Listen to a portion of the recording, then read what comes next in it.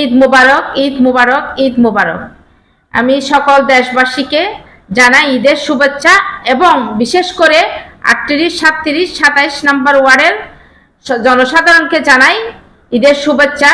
এবং আমরা যারা কর্মজীবী আছি একসাথে যেন বাড়িতে যাব আনন্দ করে, বাড়ির থেকে আবার আমরা আনন্দের সহিত ফিরে এসে কর্মস্থলে যোগ দিব এ কামনা করি।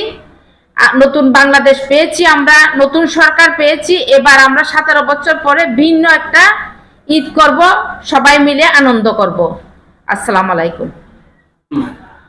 ঈদে যারা বাড়িতে যাবেন সুন্দর করে ঈদে বাড়িতে যাবেন, ঈদ উদযাপন করে আবার সুষ্ঠুভাবে দেশে ফিরে আসবেন, নিজ কর্মস্থলে ফিরে আসবেন এই কাম্য রাখি আমি আপনাদের কাছে।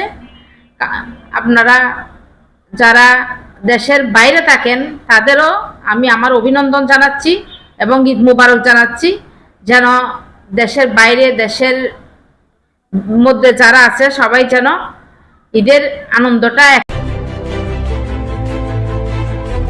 16 বাংলা টিভি, আবহমান বাংলার